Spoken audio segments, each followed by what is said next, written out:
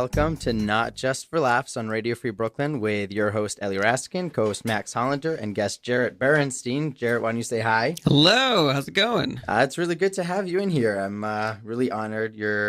I've seen you around because what you guys don't know about our guest is he has a show right here on Radio Free Brooklyn as well called Famous Dead People. And besides for that, he is a pretty accomplished writer, comedian, and producer. He's performed at what I call the big three, which are UCB, The Pit, and Magnet Theater. Oh boy, those are the big three. Yeah, that's what I call for people outside of New York. And it also helps because I'm like, I did a show on one of the big three. No one cares. But he also just got off a 5-week tour, stand-up tour around America, which is kind of cool. We're getting him off of that, so he's going to be extra funny today. Hopefully. Yeah, no pressure for that. He was awarded a TimeOut New York Critics Pick. Is that the right way to say it? Awarded A? Or... I would say I was a TimeOut New York Critics Pick. Which is pretty cool. Yeah, that was dope. Most of our listeners live in New York, and like TimeOut's big, so they know what TimeOut is. But he was also Best Solo Show at the LA Comedy Festival, and guess what? He's reprising the show. Sort of. Basically, the show that won those awards was sort of a solo sketch show. So it was a combination of like storytelling and weird bits involving audience participation and little stand-ups and little video and little animation. And it's all sort of...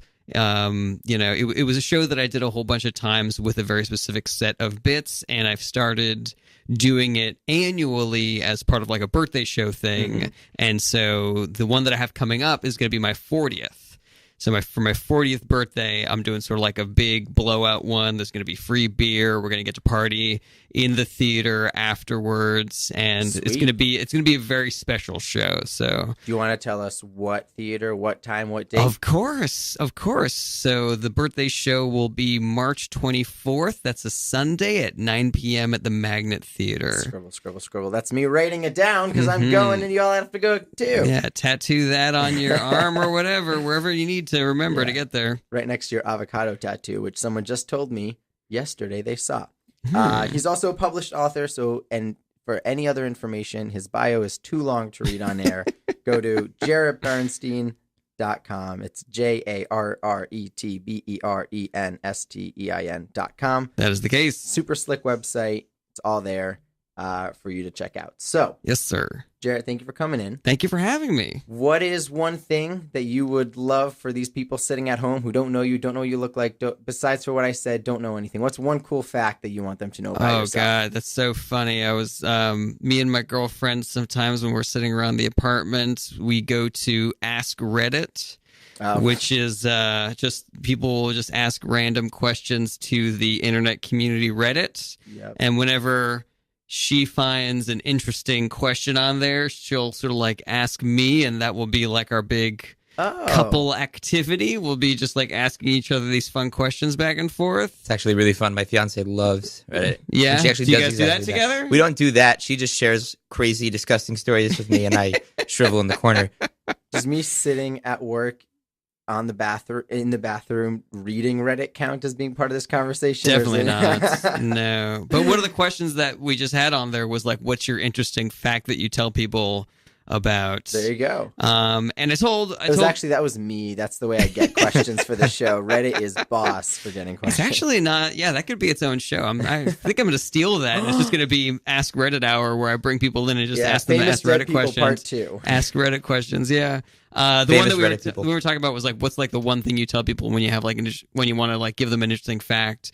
And I was like, I have a couple of things that are like I like to say because they invite like more questions. Like one time I almost got hit by a tornado, and one time I accidentally showed my penis to someone on the subway platform.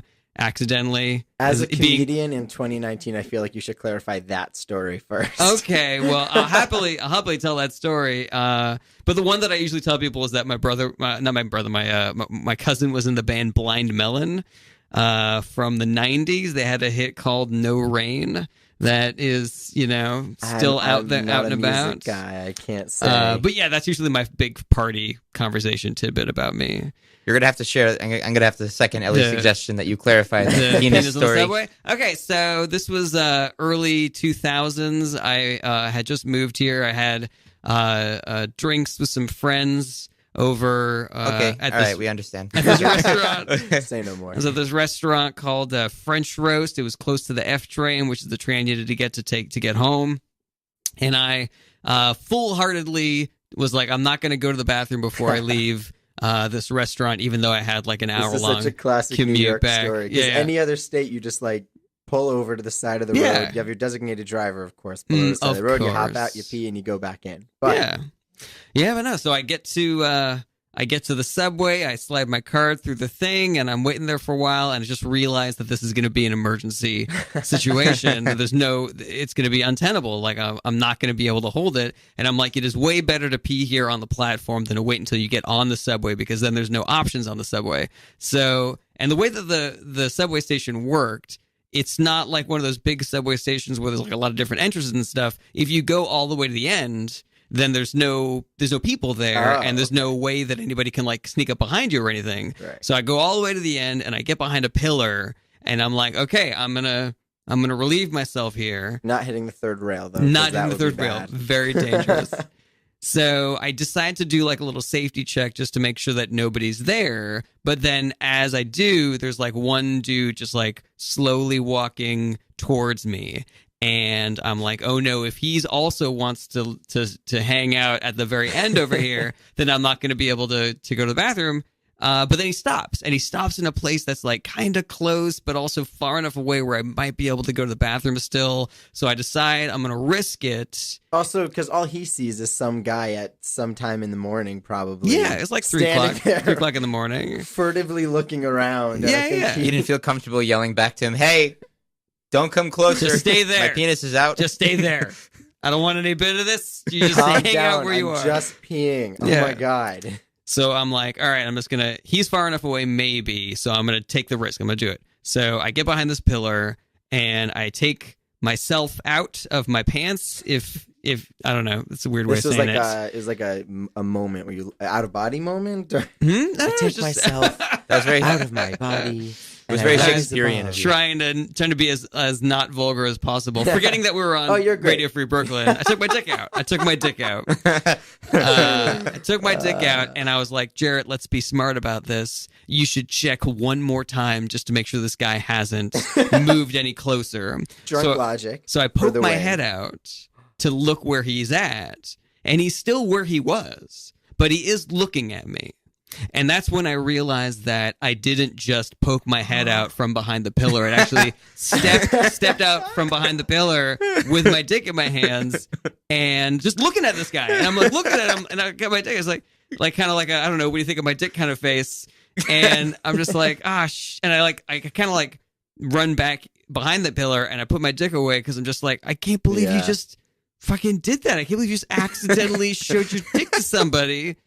And because nothing that I did at any point after that made it seem like this was an accident. It made it seem like what I like to do is poke out from behind a pillar with my dick out, and then poke my way back behind, and then go. Exactly, like ha ha ha! I got away with it again. At the point where you had stepped out and realized in your head, oh, he saw it.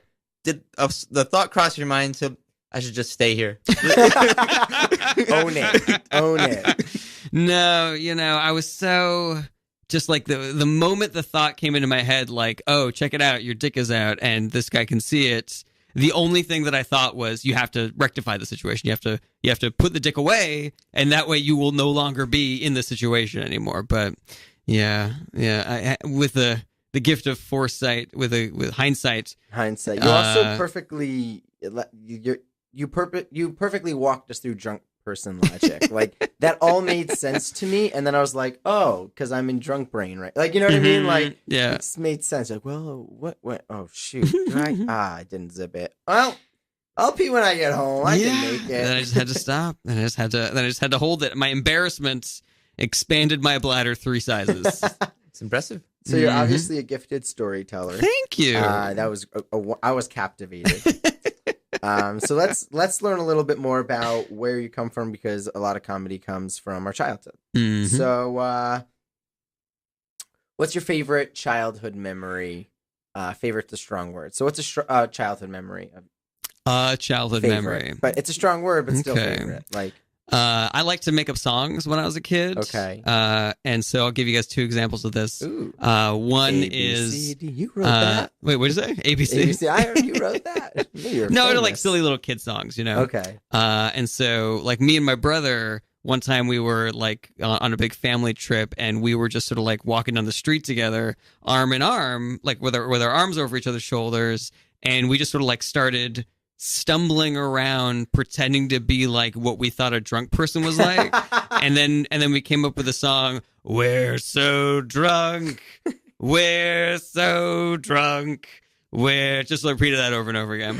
And so like knowing that this is now part of like my repertoire of like things that I do. That's your opening bit. You just get up when you're on Just for Laughs Festival. You're gonna get up and be like, "We're so drunk," and a heckler's gonna be like, "That's not what drunk people walk like." I was like, "Guys, this killed when I was 8."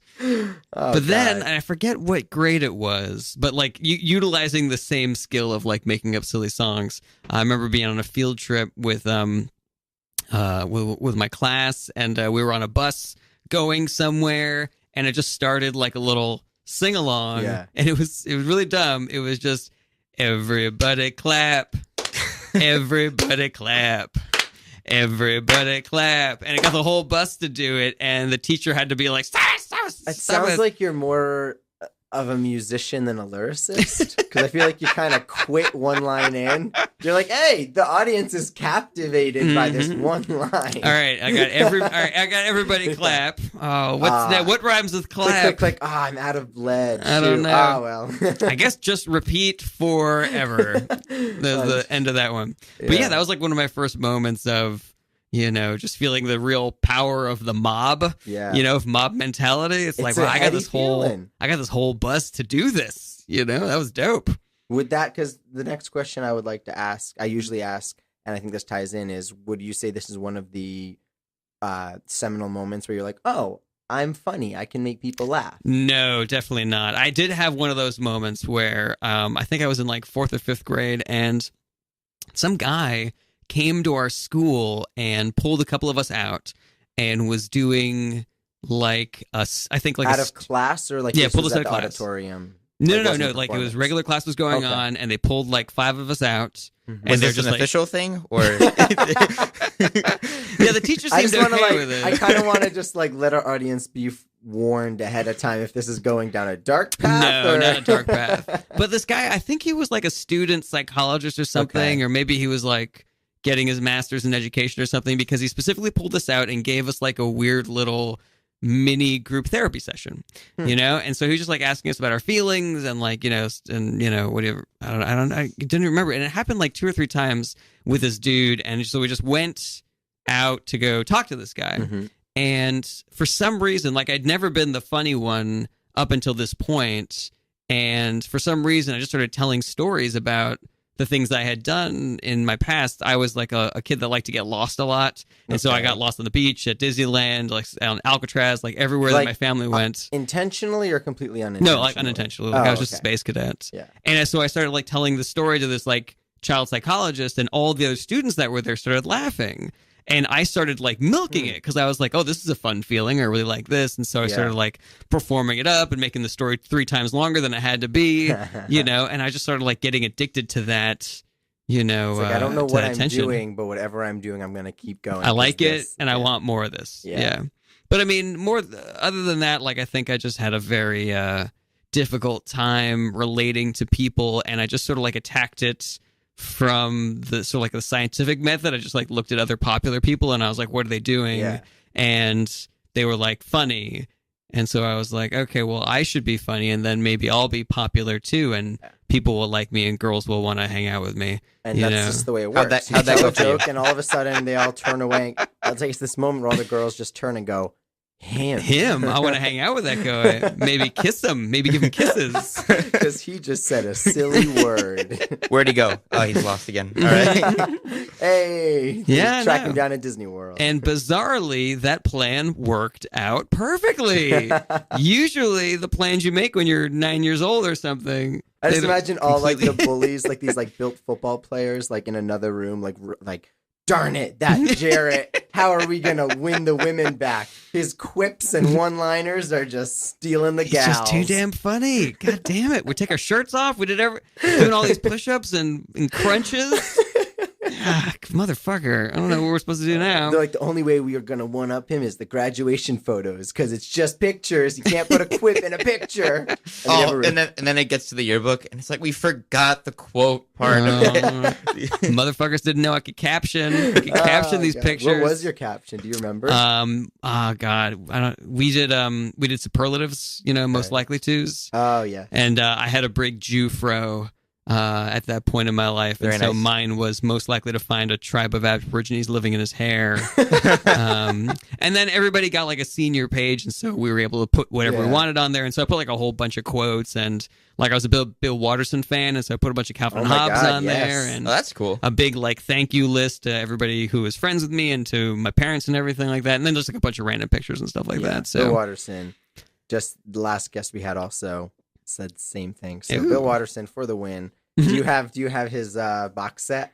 I don't have the box set because when I was into Bill Watterson, he was still doing the comics in the newspaper, and so I was getting the books as they were coming out. So I have like I think the angriest the first time I remember being truly just hurt as a human being was when I found out that Bill Watterson was still alive and had stopped creating, and I was like, how dare, like I was hurt on a personal level that this, like, oh my god, like how could you not, like you have this skill, this talent, and you stopped. And then I like read about him. I was like, oh, he hated it. He hated all that. He was a really chill guy. He just wanted to hang out with his family and be in the woods. Yeah, and he wanted to just like create art, and he kept getting like hassled by the people who wanted to make money.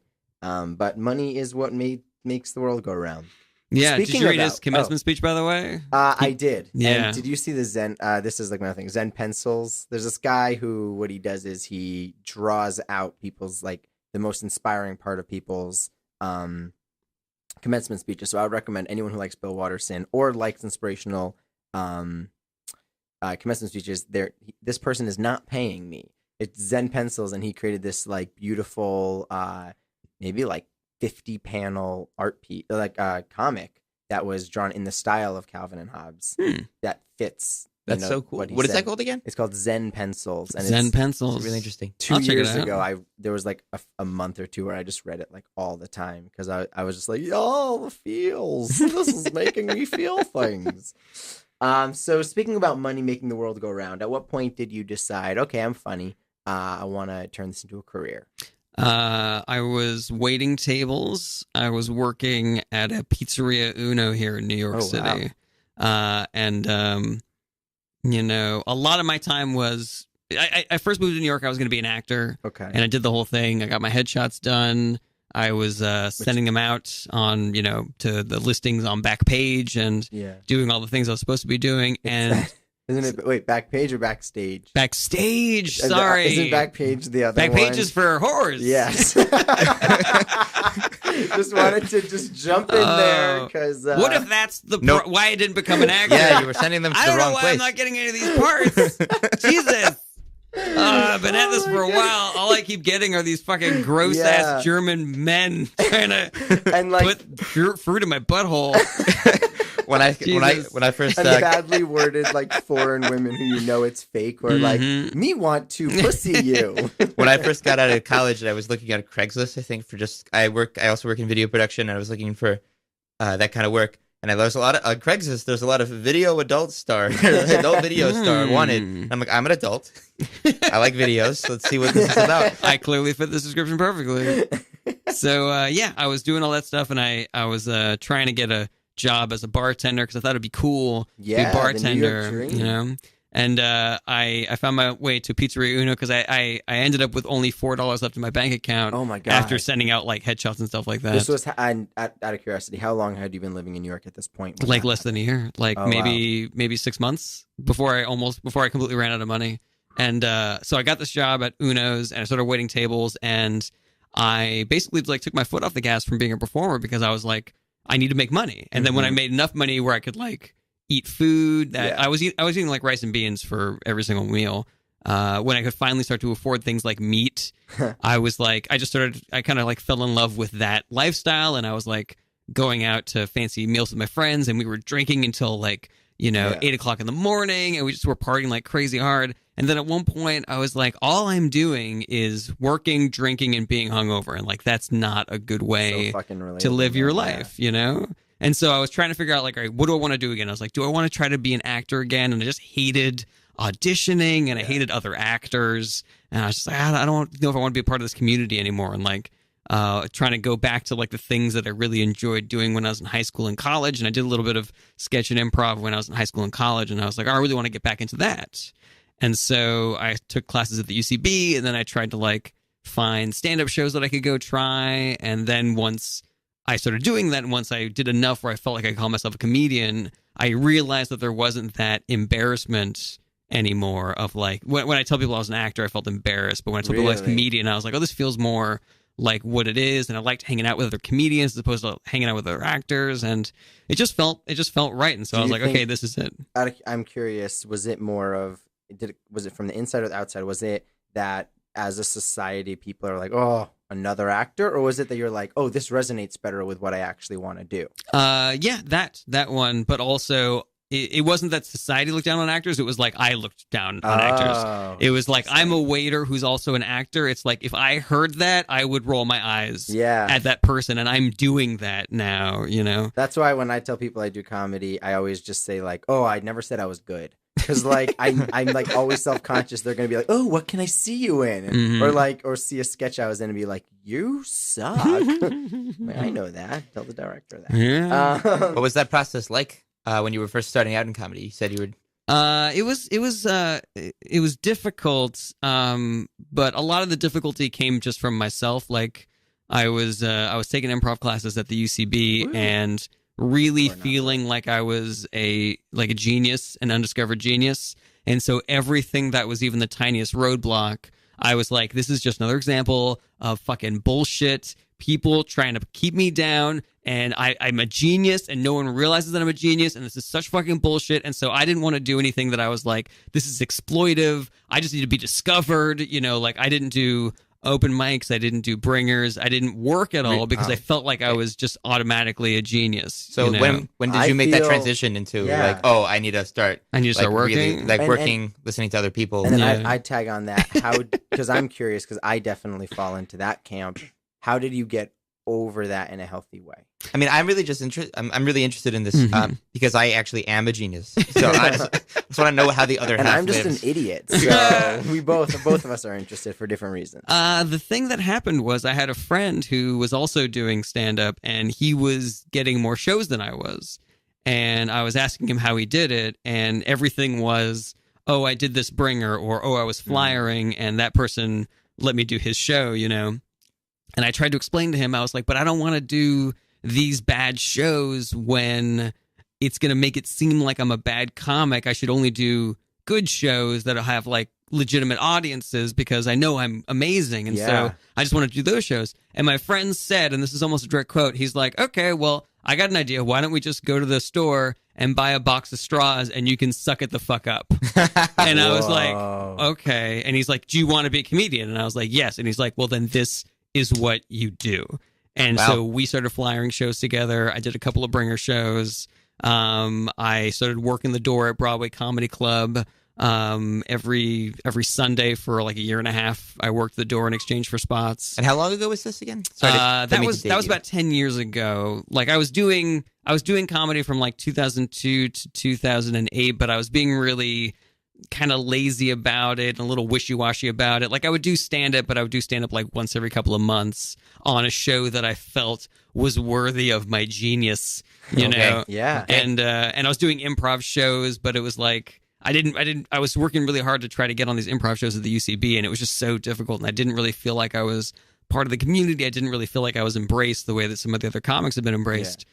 And so I was just trying to figure out how to crack into it and get the kind of get rich quick scheme version of being a comedian. And then when I ran into this friend, it was like 2007, and he was like, yeah, just fucking suck it up and do it. Then just do it. Right. And then that's how you become a comedian. That's so interesting. I would follow up because I really want to lean into this, because this is selfish, but the last week I've been doing a lot of thought about the exact things you're talking about. So I'd love to mine more into this, which is, so after, because from your perspective, you're just saying you just did it. But like, what do you think, looking back, your mentality has changed? Like, do you think your comedy's gotten better because you like, quote unquote, let's say, they got humble, or like, what do you think other things you learned along the way?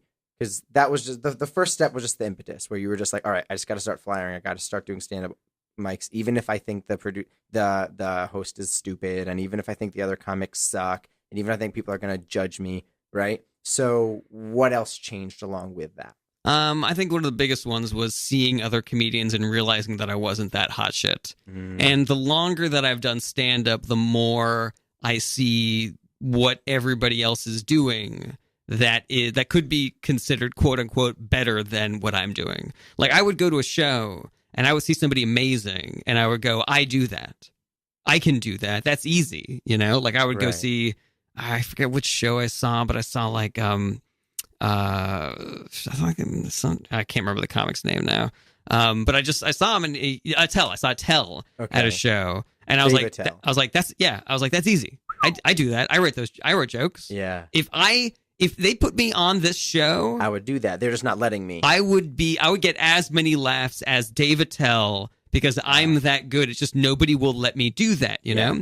But flyering, I was meeting other comics who were at my level, and we were doing the same shows together. And then that led to doing late night at the comic strip, and that led to doing more bar shows and doing more open mics and just meeting everybody who's in the community, right? And realizing that there is so much more nuance and complication to being a stand-up comedian and writing these jokes, that it might seem like it is one thing when you're looking at it from the outside, but when you're actually in the community, you see how complicated and deep it can be, and you realize how much you are not doing what the amazing people are doing. You're saying, now it's sort of like, you know, if you play piano a little bit, and you play piano for somebody who's not a musician, and they look at you and they go, oh my God, that's really good. But if you are a professional piano player, you know how much better it can be than what you do. And you're like, well, no, I'm no Rachmaninoff. I'm no this famous person who can play these incredible pieces. You know what you're doing wrong. That's the thing that you learn when you're actually in the community and you're getting your fucking fingers dirty, actually going to the shows and seeing other comedians and talking to other people and writing with people. You realize how much better you can be. Right. When you had that sort of like a transition of realization, did your process change too? Like how you made material, or how you approached comedy? It did. I did a lot more writing at shows that I was about to go on. Like that was always my favorite process, was, you know, getting to, so like, you know, living your life, letting all the ideas kind of stew in your brain, you know, jotting down random things. And then once you get to the show, be like, okay, I need to do 5 minutes. When my name gets called, what jokes am I going to do? And then you sort of like write them down really quickly. And, excuse me. You're good. You know, that was basically how my sets kind of grew and developed. Right. Okay. I started doing a little bit more now, where I just like to sit and write, as opposed to doing like half of the work on stage. Yeah. But yeah, the first like chunk of work that I developed was basically just always doing open mics, always being at shows, and just always having like little notes and little ideas just kind of like popping in and popping in. Well, I just heard an interview with a comedian, I'm blanking on his name, and or a writer, and he said that he credits improv to making him a better writer, because he said writers, you sit in a tiny room and you're just writing, and when he's writing a joke, he'll say, would this have made that audience laugh? So I feel like in the beginning, stand-ups, we don't really know what's going to make people laugh. But if you've done it for so long that you can sit and write, because I feel like in your head you probably are like, okay, that I like you have a clearer picture of what will and won't make audiences laugh because you've done it for so long. Yes, absolutely. But even the best comedian needs that experience in front of an audience to fine tune what he just wrote. Right, and then the audience lets you know. They let you know. Talking to someone else about voice, and they were like, the audience will let you know. Like, the audience either will or won't laugh at the joke if you're telling jokes that don't fit you. Yeah, that's my favorite part about it. Just getting that instant feedback to let you know that you didn't fuck up or that you did great. Yeah, well, this is actually a segment I like going into because I feel like people I've spoken to who don't know comics, they think comedy, and I just spoke to someone about this past weekend, comes out of nowhere. Comedian just gets up and just starts riffing, and I was like, no, actually stand-up comedians write. So talked a little about your process. If I'm sitting next to you while you're writing a joke, what would that process look like? It would be boring. It would just be me typing at a typewriter and maybe staring off into space for a little while, trying to work the joke out in my head, and then going back to so you have a bit in your notes, and then you think about it and you just start typing it out? Yes. And do you type in like pauses or physicalities, or is that on stage? No. That's all the stuff that I develop on the spot. The thing I'm trying to get at is when I'm writing, what's the general idea that I'm trying to communicate? What do I think is funny about this? What is going to be the best way to set this up where it's not giving everything away immediately, where I can still keep the punchline a secret? And how do I do that as economically as possible? Because I don't want to be doing a 5-minute build up to a punchline that just has one hit to it, unless you're Norm Macdonald, and then you can do whatever the fuck you want. Do you have any formal training that plays into your comedy? I wouldn't say so. I mean, I studied a lot of acting when I was in college, and I'd call that formal training. Yeah. I mean, I think it made me more comfortable in a performance setting, but as far as actually writing and delivering comedy, the only thing that I think made me better, or that taught me how to be better, was just doing it, was just being on stage and collecting your lumps and doing your bad shows and trying to learn from that. And are you the type that you record yourself, listen to it afterwards, and see what people laugh, or you just feel it in the moment? I record myself for almost every show, and I listen to almost none of them. It's really just if something special happened and I want to make sure I know how I worded something, or if I'm like, all right, I have a show tonight and I want to do the things that I did in Philly, but I want to do them tonight, so let me listen to those jokes and see what worked. And just trying to remember, like, oh god, that joke used to hit but it doesn't anymore, and so then going back and like listening for those. But I was talking to another comic about this recently, where you don't want to be the comic that doesn't listen to your own stuff because you need that feedback, but you also don't want to be the comic that just gets stuck in this feedback loop of listening to your stuff so much that you can't even tell what's good anymore. So I think sporadically dipping into the reserves is a good idea. And I mean, I know comics who do it that way, who listen every single time and take notes on it and try to edit it, and maybe that's good for them, maybe that is the way that they develop best. The thing that I've always preferred, though, is just dipping in when I need to. And it also could be people, the place where comedy comes from for different people is different. So it could be the person who sits and listens and writes it down is a more bookish comedian, whereas what makes you a good comedian is that you're more shoot from the hip, we can't compare. So what do you use for source material for your comedy, and are there any topics you would not touch? Ooh, source material. Topics that I wouldn't touch? I don't think so. I really just try to not talk about the thing that everybody else is talking about. So like Trump and like big headline news. Yeah, and stuff like that. I even, like, my skin crawls a little bit just saying his name. Like, it just feels so like it's what everybody's talking about, and I just want to talk about something else. And I guess it's difficult for me to try to like pinpoint where the material comes from, because it really just is when you're walking down the street and an idea hits you.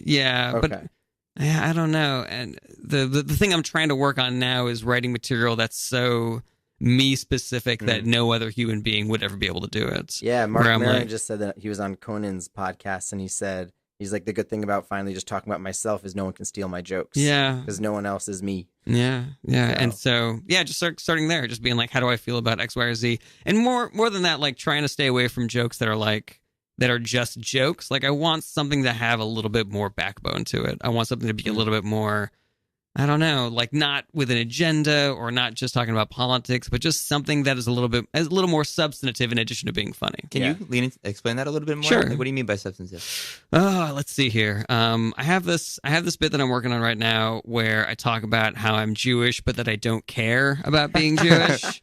And so it's like I could make just jokes about like, I'm Jewish, and so all the stereotypes about loving money or the fact that we've been persecuted throughout history.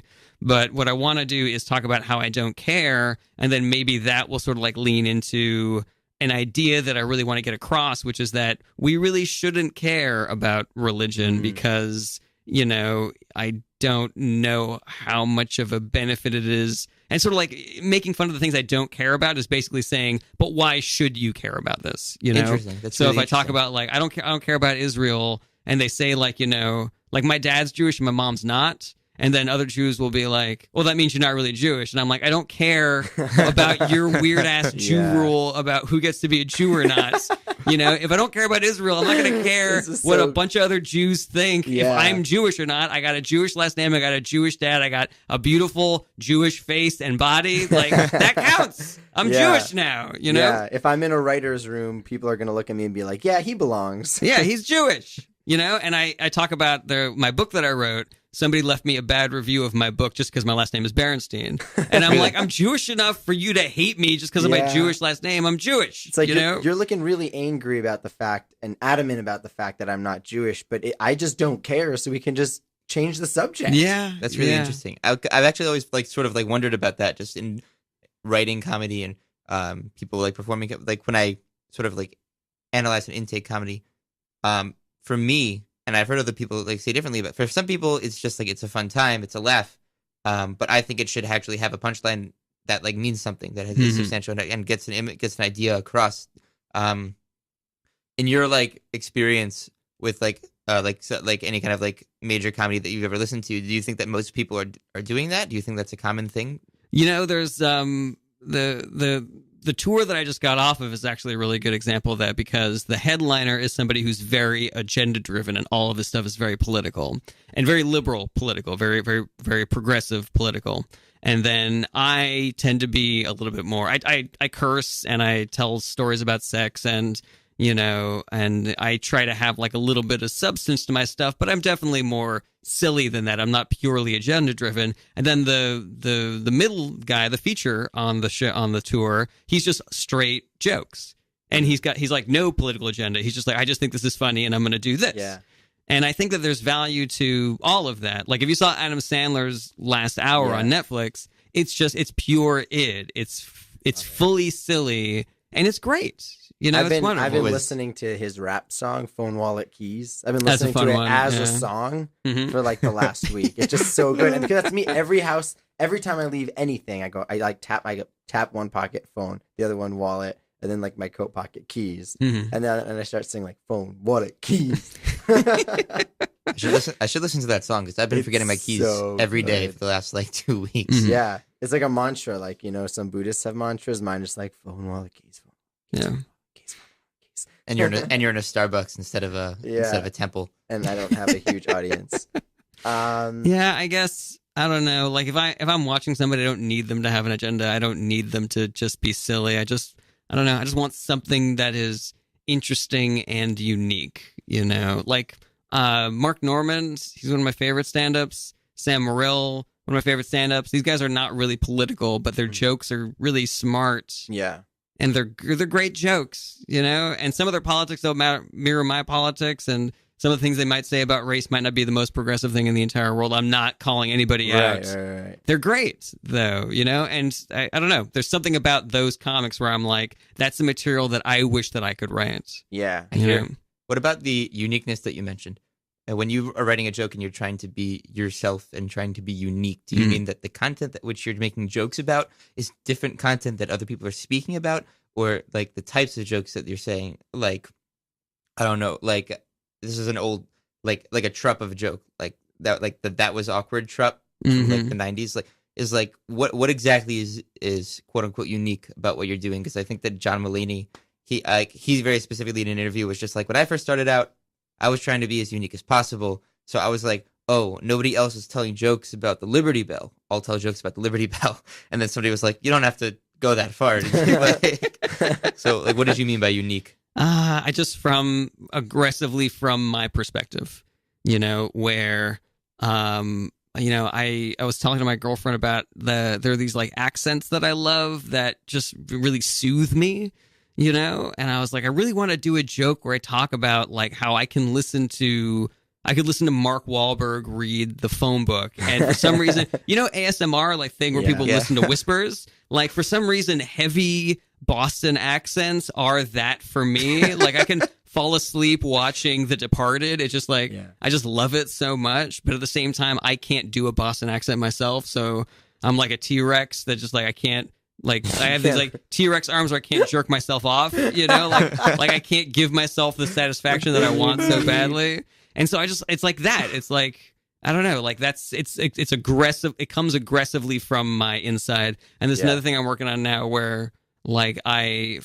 felt like I was a really good middle of the road person as far as like kinkiness goes. Like I wasn't like full BDSM, but I'm not like a Mormon. But I feel like people have progressed to the point where now I'm a prude again. Because everything is now back on the table. Like people are licking buttholes and stuff, and it's like suddenly now the things that are popular, I'm like not into again, and now I feel like an old fogey because I don't want to do these things, And it's I mean, like now that everyone talks about sex, it's like a competition who can be crazier. Whereas we've gone from one extreme to the other. Yeah, and I mean like that can be a perspective that somebody else has, but like that's how I feel right now. And even if there's another comic that feels that way, hopefully we will express that differently enough where it's like I'm going to use my comedy brain to express that and you're going to use your comedy brain to express that. I hear. Cool. I hope that cleared things up. No, it did. Okay, now last question before we have to take a quick break. This is a question I like to ask comedians. You've done a lot of work. You've done a lot of reading. What's a podcast or book that you recommend to anyone interested in getting better at comedy? In getting better at comedy? Yeah. I think that the one that I would point to would be Pete Holmes's podcast.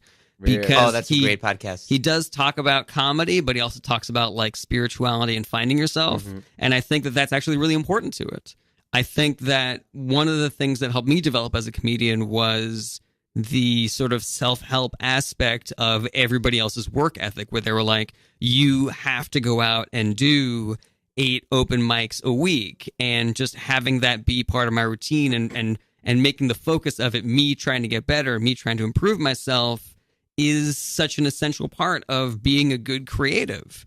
And I think that when you talk about comedy, like he does on this podcast, and when you talk about that kind of introspection and spirituality, where you're not just trying to be funny, you're not just trying to get ahead, but you're also trying to be the best version of yourself, I think that is infinitely valuable to somebody who wants to get started in the creative industry. So I would say Pete Holmes' podcast, You Made It Weird.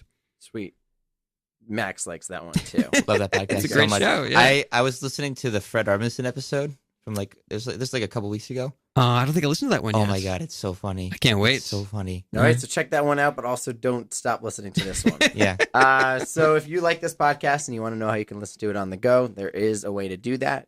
We have an iPhone and Android app. Go to radiofreebrooklyn.org/iPhone or /Android, or go to the App Store to find out how to download that and listen on the go. We also have a newsletter where we give away stuff. You have interviews, a lot of really great hyper-local news. So if you're interested in the community and what's going on in Bushwick and Brooklyn at large, sign up to our newsletter, radiofreebrooklyn.org/newsletter, and you can join the group there. One thing about us is pretty cool. We are a 501c3 nonprofit organization. That's kind of why I can say fuck as many times as I want, because we don't have anyone on top of us telling us what we got to do or can't do. But that also means we only exist if you're willing to help us out. So if you want to donate a tax-deductible donation, head to radiofreebrooklyn.org/donate, not to Brooklyn's, radiofreebrooklyn.org/donate. and more information there. We also have an after-school program for teens where they get to learn how to do what we're doing in the studio, and it's something I wish I had when I was 13 to 18 years old. So head to radiofreebrooklyn.org/teen squad for more information and to apply. And thank you so much. Once again, you are listening to Not Just for Laughs on Radio Free Brooklyn, and we appreciate you being here. If you're just tuning in, we are Ellie Raskin and Max Hollander with our guest Jarret Bernstein, an accomplished comedian. So it has been said that there's a correlation between comedians and mental health.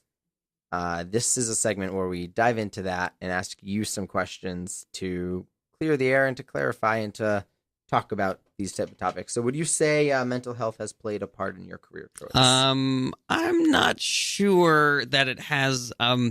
This is something that I've definitely talked about in the past with other people, and it's such a, this idea of the sad clown, Mm-hmm. It's so pervasive, and I'm not sure how accurate it is. I know that, there are a lot of comedians who suffer from some sort of, mental illness. And I have been, I've had bouts of depression in my life that I've had to work through, but I wouldn't say that they were connected necessarily. Like I struggled with it through most of my life, and it took me a really long time to work my way to a point where I could be not depressed. Right. But I wouldn't say that my depression is like what made me want to be a comedian. Okay. I think I just liked comedy and I wanted attention, Yeah. and once I was able to connect the dots and be like, I want to do that thing that I love so much, then that's sort of like what drove me to it. But I don't think I ever looked at it as like a way of dealing with my depression. Interesting. Yeah. Do you talk?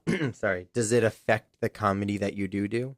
I think that more than anything, it's a hindrance. I think that it can really be a roadblock in actually getting the work done. Like I think that for a comedian, being productive and being prolific is such an advantage. And when you're depressed, it puts such a hamper on that. I was doing a show called Current Events. It was a monthly show where I would sort of take all the news from the month and try to write an entire show around it. And the reason I was doing it is I was doing the show that I won the awards for back in like 2012. And I had all these friends that were coming to see it again and again. And I always felt bad because I was like, I'm just doing this one same show over and over again. I'd really wish that I could do something that was like different every month, and then people would be inspired to like come every single time. Not just to support you, but also because there's something new. There's something new to see. see. We'll never see again. Exactly. Yeah. And so I was like, well, what can I do? And I was like, I really like talking about the news, so I'm going to do this. And so I started doing the show, and I had stand-ups come on and do stand-ups like stand-up in the middle. And the show was kind of like developing and coming along, and it was getting better, and I started really falling in love with the show. But then I sort of hit this roadblock where I was like, how am I going to get more people to come see the show? So then I started, in addition to doing the show, which was a giant amount of work, like collecting all the news and writing it and making slides and, booking it and everything, I started focusing on promotion and getting people to come out and see it and, hitting up reporters and seeing if they wanted to write about it. And, the guy who gave me my critics pick, he doesn't work for TimeOut anymore. And so he recommended me to the new guy, but I don't think the new guy liked me that much. So I was like, well, then how do I get the new TimeOut guy to come and see my show? So I managed to find this guy who he wrote a little bit about comedy, and I forget where he wrote it for, if it was for like Esquire or something. But I was like, hey, I sent out this like email to like a bunch of people where I was like, hey, I'm doing this show. I would really love it if you came and checked it out sometime. I've won these awards in the past. I've had these comedians on, like it's a big deal. And this guy finally hit me back, and he was like, yeah, I'd love to. Just let me know when. And I was like, oh shit, like this is it. Like this is the moment, right? And so I was like, okay, so this is going to be, he's coming to the show in February. That means I just got to make sure that I pack out the February show. Yeah. I've been doing the show for almost 2 years now, and I was like, I'm good at the show now, and it's got a format, and it's smart, and I just need to pack out the show so this reporter can see it and be impressed and write about it. So I start calling everybody I know. I'm calling in favors like crazy. I'm like, please, if you can come to the February show. The February show is going to be the big one. And then I had a friend who works in startups. And he was like, not only am I going to come, but I'm going to bring my whole team, and we're going to come there. And I'm like, sweet. And I'm like, and then I'm writing the show, and it's coming out like butter. I'm just like feeling really good about it. And then You canceled? Oh wait! Oh, don't get out of the story. I hope not. I'm getting so stressed now. I'm just like cringing. I'm waiting for that turn. It's almost the day of the show, and I realized like this is going to be a really hot one. I should get some people down there to film it because it's going to be amazing, right? So I call up a friend of mine, and I'm like, "Would you mind filming the show?" And he's like, "Sure thing." And I get some audio all set up and everything, and I put a little black up against the wall so it looks cool. Wow. And then I think like 3 days beforehand, the reporter says, "Hey man, it's not going to work out. Do you mind if we do March instead?" And so I was like, fuck. It's like I could tell everybody to just not come because this guy's not coming. But like, that's just such a weird thing to do, right? To be like, hey, I know you guys were planning on seeing the show, but he's not coming anymore. So like, why would you, So I just put on the show. I just did it, and it went perfect, and it was so great, and like all the jokes hit, and it was like the most consistent one, and we're doing all this new material. Like obviously not everything's gonna work, but like so much of it worked so well. Oh god. And he wasn't there, and then finally I was like, hey everybody, listen, I had supposed to have a special guest at the end of the show, but March is gonna be even better, so if you guys could make it in March, that'd be really awesome. So then like there's this giant party afterwards because I have like some people that I know, and everyone's so impressed, blah blah blah. And so then I'm like, all right, March. I got to do March. So I start hitting up the same people, and I'm like, listen, I'm so sorry to do this to you again, but, blah, blah, blah. And so I'm like asking more and more and more. And it's like I get a good audience for March, but it's a little later than February was because I already kind of... And the journalist showed up. No. That's the other thing. I haven't even gotten to that part of the story yet, man, because sitting down to write the show, I was like, I can't do it. Like, how am I going to beat that last show? It's like, can I even... I had the worst writer's block of my whole life, just staring down the barrel of trying to recreate what I did in February. And so finally I was just write. That's the key to writer's block, right? Just write, just get it out there. And I write a show and it's good. Maybe it's not as good as February, but it's still a good show. And then the day of the show rolls around and the reporter hits me up and he goes, hey, so how's this going to work? Like, are you going to interview me on the show or something? And I was like, and at that point I was like, he thinks he's in the show. So I go back and I reread everything that I wrote him before. And nothing in my emails suggests that he's a part of the show. It's all, come check out the show. Come see the show. And so I write him back and I'm like, hey, I'm sorry if there's miscommunication, but I really was just hoping that you would see the show and then maybe write about it if you liked it, blah, blah, blah. And then he writes back and he goes, oh, cool. Okay, well, I definitely do that, but like tonight's not really great for me just to see a show. No. So how about we reschedule? And I was just like, I just can't. All right, that's fine. And so I went out and I did the show, and this whole experience was like loading me into a cannon and firing me into depression. It was just like, it created a well in me that I was like, that it took me so much time and energy to get out of. I started going to therapy because of that. Wow. And just like, trying to write my way out of it by like continuing to do the shows. And then obviously, the big show was in February. March was a little lighter.